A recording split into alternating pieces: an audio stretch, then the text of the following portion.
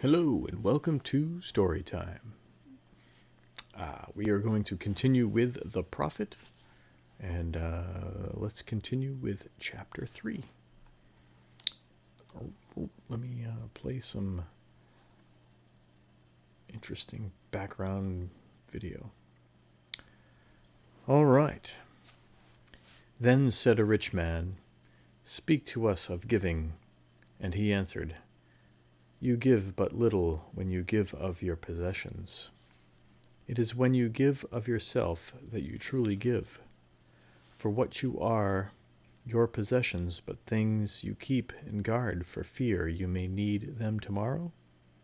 And tomorrow, what shall tomorrow bring to the overprudent dog burying bones in the trackless sand as he follows the pilgrims to the holy city? And what is fear of need but need itself? Is not dread of thirst when your well is full, the thirst that is unquenchable? There are those who give little of the much which they have, and they give it for recognition, and their hidden desire makes their gifts unwholesome.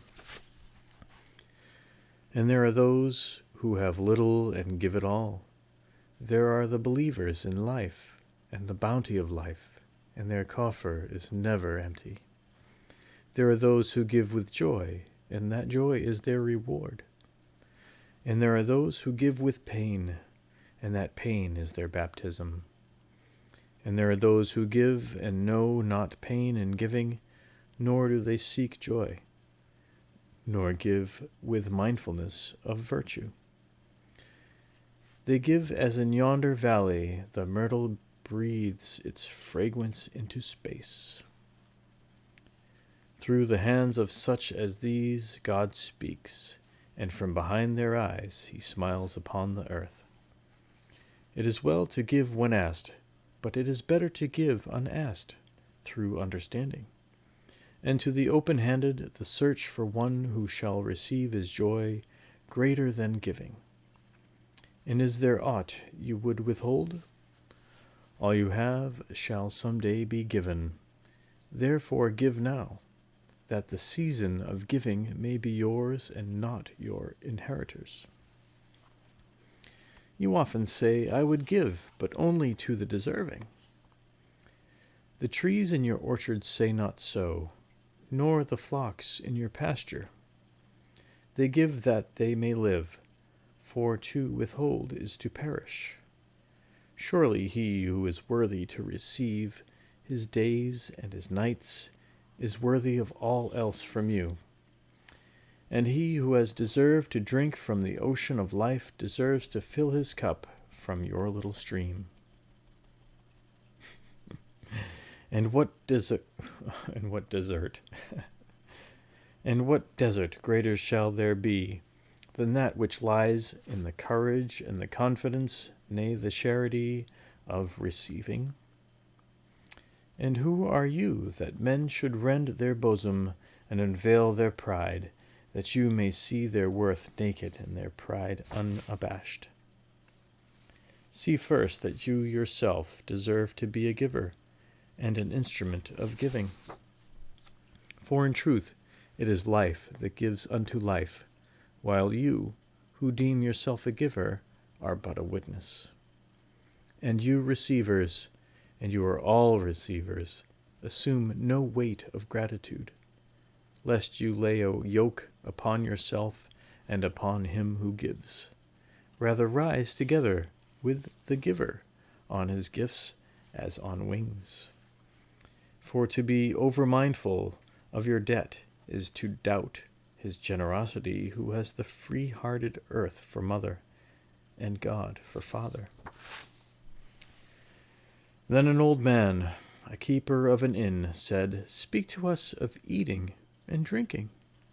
And he said, "Would that you could live on the fragrance of the earth, and like an air plant be sustained by the light.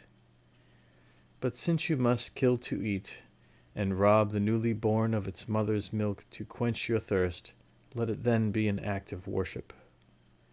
And let your board stand an altar, and with the pure and the innocent of forest and plain are sacrificed for that which is pure and still more innocent in man?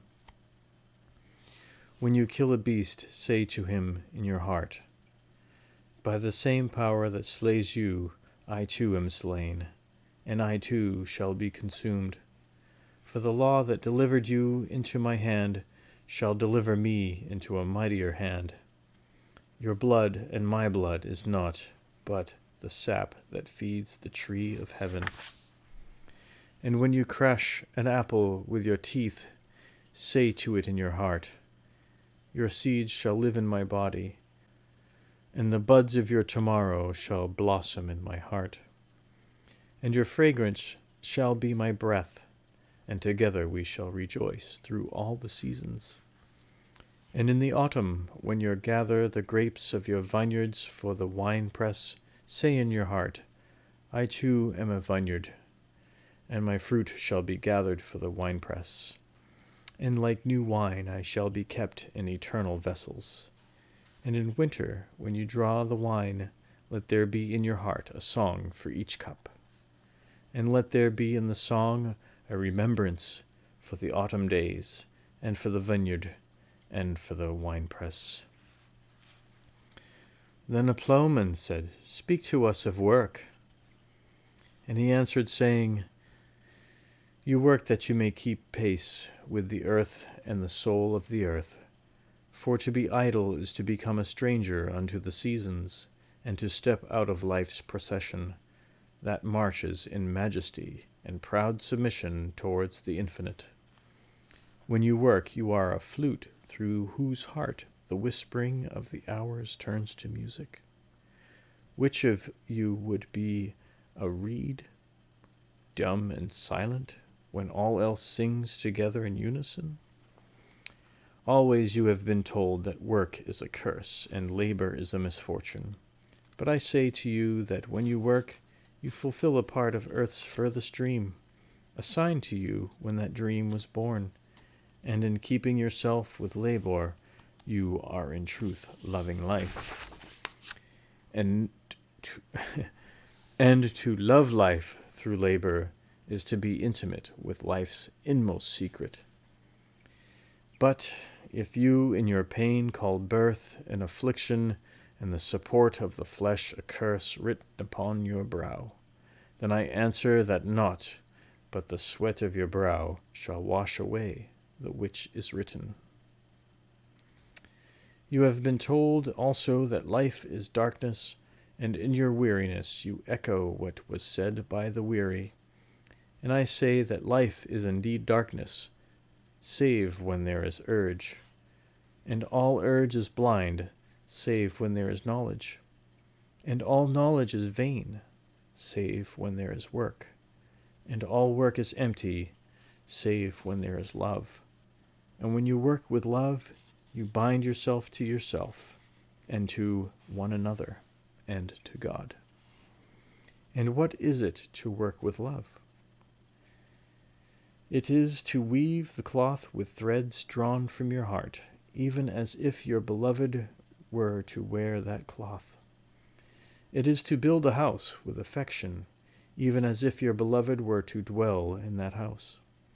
It is to sow seeds with tenderness and reap the harvest with joy, even as if your beloved were to eat the fruit. It is to charge all things you fashion with the breath of your own spirit, and to know that all the blessed dead are standing about you and watching. Often have I heard you say, as if speaking in sleep, he who works in marble and finds the shape of his own soul in the stone is nobler than he who plows through the soil. And he who seizes the rainbow to lay it on a cloth in the likeness of man is more than he who makes the sandals for our feet. But I say, not in sleep, but in the over-wakefulness of noontide, that the wind speaks not more sweetly to the giant oaks than to the least of all blades of grass. And he alone is great who turns the voice of the wind into a song made sweeter by his own loving. Work is love made visible. And if you cannot work with love, but only with distaste, it is better that you should leave your work and sit at the gate of the temple and take alms of those who work with joy. For if you bake bread with indifference, you bake a bitter bread that feeds but half man's hunger. And if you grudge the crushing of the grapes, you grudge distills a poison in the wine. And if you sing though as angels, and love not the singing, you muffle man's ears to the voices of the day and the voices of the night. And that is chapter 3 of the prophet. And to that, I bid you all a very good night and sweet dreams. Cheerio.